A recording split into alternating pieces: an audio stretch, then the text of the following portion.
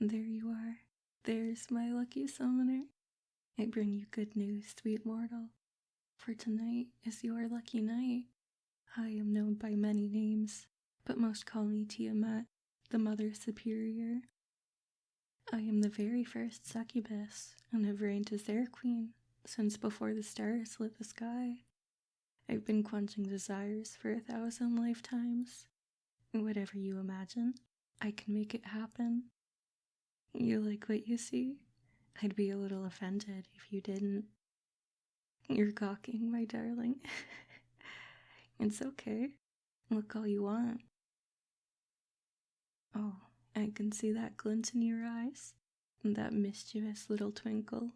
I've seen it 1,000 times. You're aching for it, aren't you? You want a wild night of passion and lovemaking, isn't that right? At least, you think that's what you want. All mortals have this weakness. Your eyes betray you. Humans are like open books, and their eyes hold all the pages. Your eyes look hurt. They look wounded, my darling. I'm afraid I could tell the moment I saw you. They're tired. A tiredness that sleep can't fix. Have you been crying? Yes, it's okay, honey. I could tell. No, sweetie.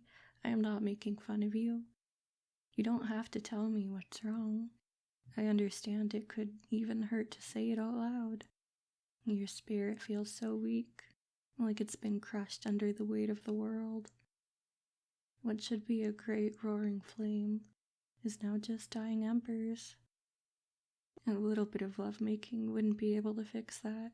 It would just be a tiny spark of happiness that would quickly die away.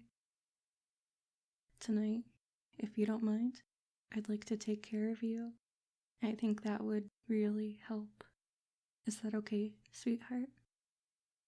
No.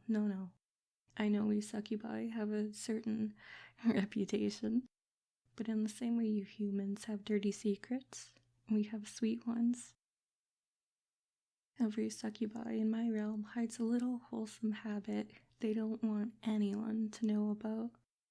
So that is my sweet secret, darling human. I love to care for people. How would you like to get some pampering? You'd like that? Wonderful. I think you will. Come on, sweetheart. Come to me. That's it. Just fall into my arms.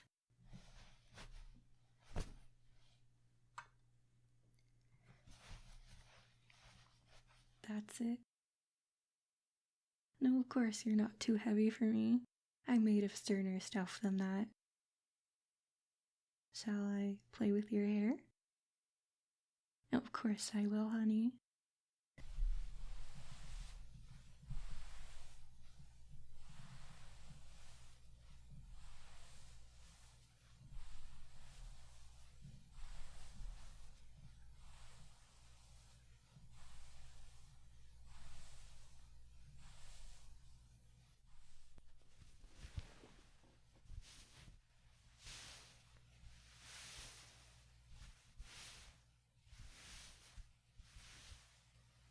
I bet my bosom feels nice and soft, doesn't it? You were looking a lot earlier, so how does it feel? That's it, sweetheart. Rest your head here. Snuggle into me. Oh, you're so good, aren't you? So obedient, so wonderful at listening. How adorable. Why don't you show me all of the little quirks you have tonight? One moment. Now, how does that blanket feel? Nice and warm, I bet? Perfect. How about my hands rest on your back? Shall I draw little circles? I'm so glad you're feeling comfortable, my darling. Oh, I'm so sorry, honey. Why? Succubi feel everything strongly, far stronger than even most demons do. Over the centuries, I've honed my instincts to be sharper than any other. When I touched your back, I could feel the pain inside you. I felt it so strongly. Your soul feels knotted and scarred. It makes me feel hurt for you, darling.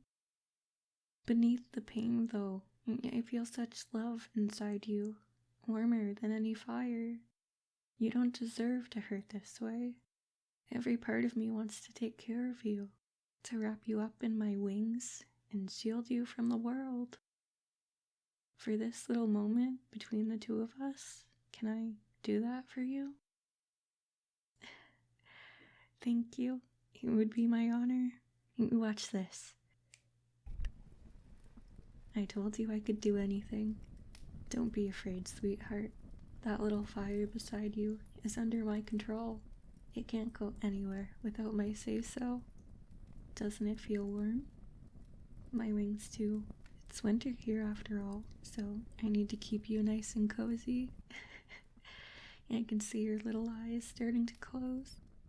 Your body is relaxing into me. Oh, I'm so happy I could do this for you. It's okay. There is nowhere you need to be. There is nothing you need to do. Unburden yourself of stress, my darling. If you want to cry, that's okay. Shh. I've got you now. You're safe here, sweetie. Safe in my arms. No matter what troubles you, I'm here to protect you. Now and always. I hope someday you'll be able to release everything that burdens you and live as happy as you deserve. Let all your worries in the world just melt away within my arms. Am I going to tell you a bedtime story? And don't get sarcastic with me. That's right, you humans do have those. I've lived for a little while, so perhaps I could give it a try. It may not be as rosy and charming as the bedtime stories you're used to, though.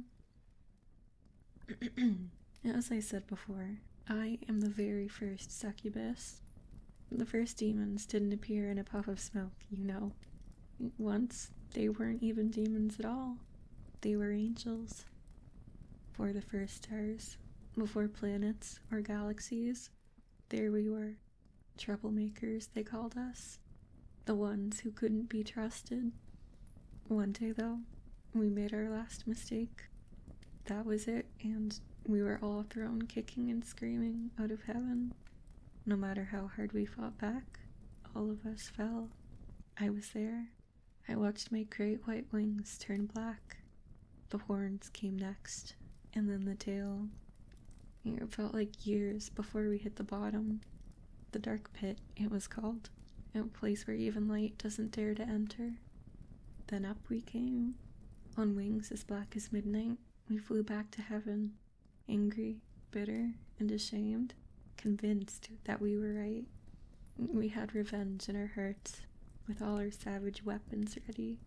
There I was, beside the great dragon, as we laid waste to heaven.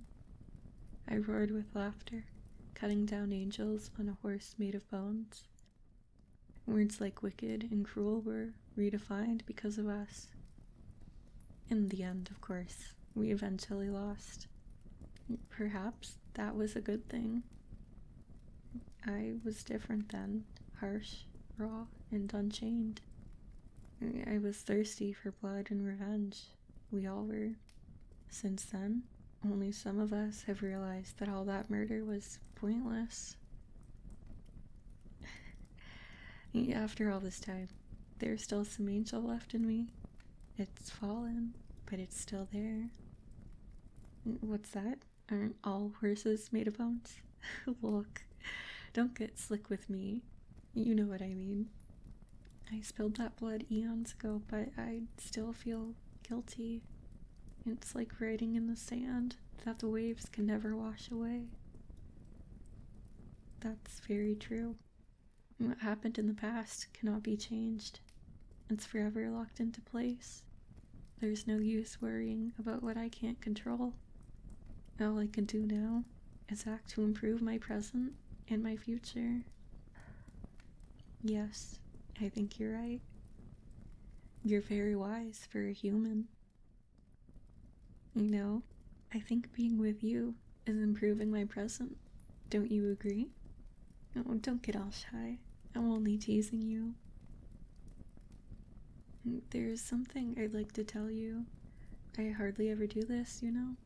It's rare I ever meet mortals anymore. There are so many succubi in my realm that I have no reason to. My lovely ladies work very hard to give out bliss and service for the mortals. I made an exception for you. A few of my succubi spoke of you after their sessions. Io, in particular, she spent all 24 hours of her contract with you, and when I asked why, she broke down in tears of joy. The poor girl was always tortured by her summoners, all except for you. You showed my girl such love and kindness that I had to see for myself. Io felt so strongly that she even gave you her sigil. I may give you mine. With my sigil on your arm, you could summon me whenever you'd like. Things are getting a little boring around the palace. I may just give it a try. Who knows? We'll see how I feel by the morning. You know, I said I was teasing before, but I meant what I said. I think being with you is improving my present. I can see you're blushing. I can read your intentions too, my darling. I know you want something. You want to give me a goodnight kiss, don't you? You know, I think I want that too. Come here. You're safe here. The crackling fire beside you, my warmth all around you. I'm not going anywhere.